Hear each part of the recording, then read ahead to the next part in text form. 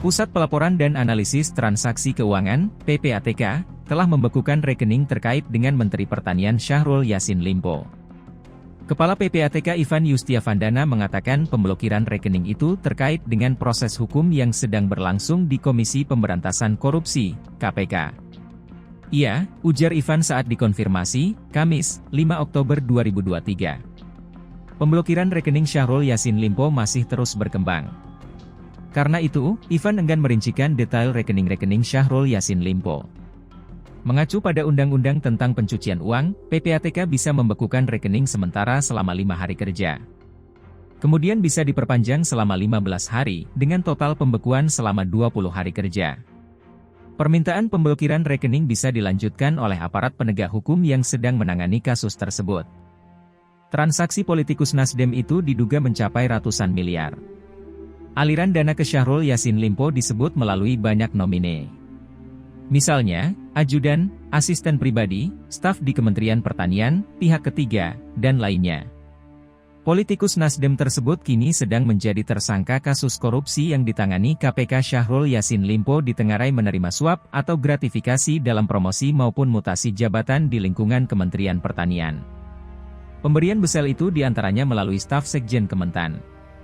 Untuk menindaklanjuti penerbitan surat perintah penyidikan terhadap Syahrul Yassin Limpo, Satuan Tugas Kedeputian Penindakan KPK kemudian menggeledah beberapa lokasi pada 28 September 2023. Sasaran pertama KPK yakni di rumah dinas Syahrul Yassin Limpo yang menemukan puluhan amplop berisi uang miliaran rupiah, dan dokumen lainnya. KPK lanjut menggeledah di kantor Kementan, meliputi ruangan Syahrul Yassin Limpo, ruang kerja Sekretaris Jenderal Kementan, beberapa ruang lain. Rumah Sekjen Kementan juga turut menjadi sasaran penyidik. Namun hingga kini KPK belum mengumumkan penetapan tersangka Syahrul Yassin Limpo dan pihak lainnya lantaran menunggu penahanan. Memang kami sudah kirim hasil analisis sejak bulan lalu, kata Ketua PPATK, Ivan Yustiavandana kepada wartawan, Jumat, 6 Oktober 2023. Hingga kini, PPATK masih terus bekerja sama dengan KPK untuk mengusut berbagai aliran uang di kasus itu. Koordinasi terus dilakukan setelahnya, ucap Ivan. Apa hasil analisisnya? Ya, indikasi tindak pidana korupsi, jawab Ivan tegas. Atas kontroversi atas dirinya, Syahrul menyatakan mundur dari jabatannya. PPATK mencatat nilai mutasi rekening tunai rekening bank milik Syahrul Yassin Limpo yang mencapai ratusan miliar rupiah. Fakta itu diungkapkan Ketua PPATK, Ivan Yustiavandana, saat ditanya soal kabar transaksi rekening bank milik Syahrul yang mencapai ratusan miliar rupiah. Itu, transaksi ratusan miliar, mutrek, mutasi rekening, ya, kata Ivan. Menurutnya, nilai transaksi ratusan miliar rupiah dari mutasi rekening bank milik mentan Syahrul itu dilakukan secara tunai. Debit dan kredit tunai, ungkap Ivan.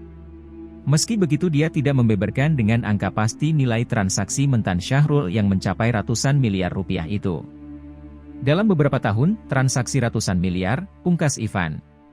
Seperti diketahui, Jumat 29 September, KPK resmi mengumumkan proses penyidikan dugaan tindak pidana korupsi di Kementan, terkait dugaan pemerasan terhadap pejabat di lingkungan Kementan.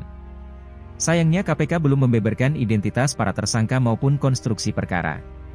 Namun, berdasarkan informasi yang diperoleh redaksi, KPK sudah menetapkan 3 tersangka, yakni mentan Syahrul, Sekjen Kementan 2021 sekarang, Kasdi Subagiono, dan Direktur Pupuk dan Pestisida 2020 hingga 2022 atau Direktur Alat Mesin Pertanian 2023, Muhammad Hatta.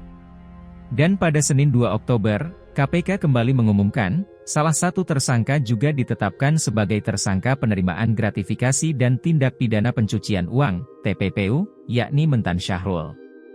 Ada 2 surat perintah penyidikan, sprindik, untuk mentan Syahrul, yakni terkait perkara korupsi dan gratifikasi, serta sprindik TPPU. KPK juga sudah menggeledah beberapa tempat, yakni di rumah dinas mentan Syahrul, kantor Kementan, rumah tersangka Muhammad Hatta, rumah staf khusus, staf sus, mentan Syahrul, dan rumah pribadi mentan Syahrul di Makassar. Dari tempat yang digeledah itu, KPK menemukan dan mengamankan uang 30 miliar rupiah, uang 400 juta rupiah, 1 unit mobil Audi A6, berbagai dokumen, dan alat elektronik yang berkaitan dengan perkara ini. Halo, selamat berjumpa dengan saya Anika, pembaca berita podcastnews.id. Saksikan terus konten-konten menarik dari kami. Jangan lupa subscribe, like, dan komen. Terima kasih.